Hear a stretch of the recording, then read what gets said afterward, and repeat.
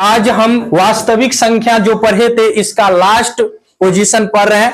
अगर जितने भी बेसिक क्लास किया है उसमें कम से कम ये चैप्टर बनाना स्टार्ट करेगा ना तो 80% क्वेश्चन आप लोग बना सकते हैं।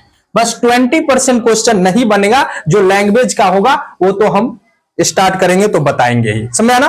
तो इतना थ्योरी पढ़ने से तुम्हें वन चैप्टर में 4 एक्सरसाइज है 1.1, 1.2, 1.3 और 1.4, चारों में से कम 80% क्वेश्चन बन जाएगा।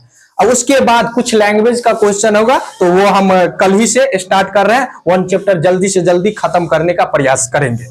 तो अभी तक हम YouTube चैनल का बात किया जाए, उस पे हमने एक्सरसाइज 1.1 का पूरे वीडियो और 1.2 का पूरे वीडियो हम डाल चुके हैं, बना के डाल दिए हैं, समझा ना। 1.3 से नहीं होगा तो वो हम बना के डालना चालू कर रहे हैं, समझा ना। तो आज हम पढ़ने वाले हैं कि बिना लंबी विभाजन प्रक्रिया बताइए कि निम्नलिखित परमेय संख्याओं के दशमलव प्रसार शांत है या अशांत।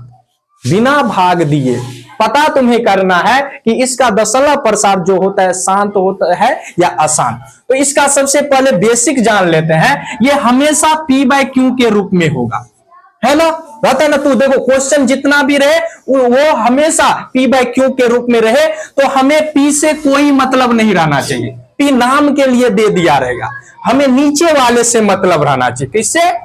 तो यहां पे क्या करें, नीचे में जो रहे Q का अभाज्य गुणनखंड करेंगे। क्या करेंगे? अभाज्य गुणनखंड करेंगे।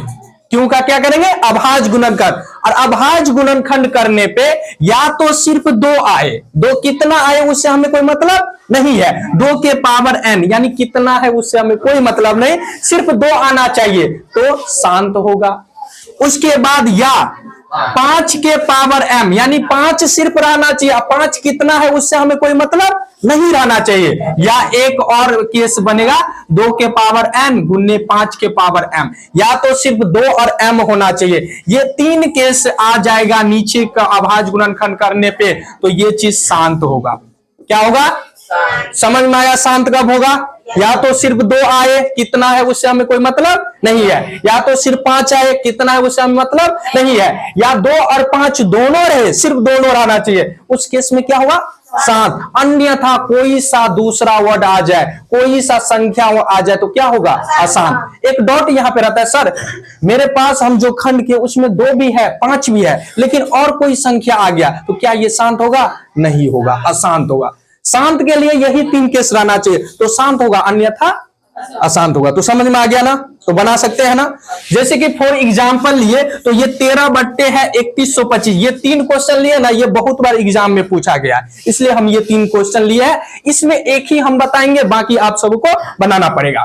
तो एक पहले ए नंबर बता रहे हैं, तो 13 बट्टे 3125 है ना, तो इसको हमें ऊपर से कोई मतलब नहीं रहना चाहिए, हमें नीचे में जो है उसका अभाज्य गुणनखंड करेंगे। तो 3125 का खंड करना चालू कर रहे हैं। तो हमने गुणनखंड करना सिखाए हैं, पहचानना भी चाहिए, सिखाए कि इसमें कितना से लगेगा, और यानी इसको डायरेक्ट भी सिखाए हैं और डायरेक्ट नहीं आता है तो भाग देकर भी बताए हैं ना। तो हम डायरेक्ट करने का प्रयास करेंगे क्योंकि बहुत जगह ये चीज आएगा, तो डायरेक्ट जिसको नहीं आता है सीखने का प्रयास करें। लास्ट में 5 है, इसका मतलब क्या 2 से कभी भी लगेगा? नहीं लगेगा। तो इसमें कितना से लगेगा?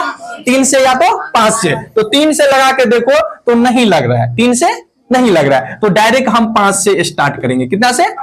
तो 5 छक्के 30, 5 दूना 10, 5 25, 625। 5 से भाग देख लेना, इतना ही आएगा। फिर लास्ट में 5 है तो 5 ही से लगेगा, 5 1 5, 5 दूना 10, 5 25। फिर 5 से लगेगा, 5 दूना 10, 5 25। फिर 5 से लगेगा, 5 1 5, फिर यानी 5 25, 5 1 5। अब कुछ खंड होगा तो इसको हम 3125 को हम लिख सकते हैं क्या? 5 गुने 5 गुने कितना? 2 2 4 5 तो 5 गुने 5 गुने 5, तो यानी 5 और 1 2 3 4 5 तो है, तो 5 के पावर 5 आ गया। तो हम क्या बोले? 5 के पावर कितनों रहे उससे हमें मतलब नहीं है, जो भी रहे क्या होगा? शांत होगा। तो यह क्या है?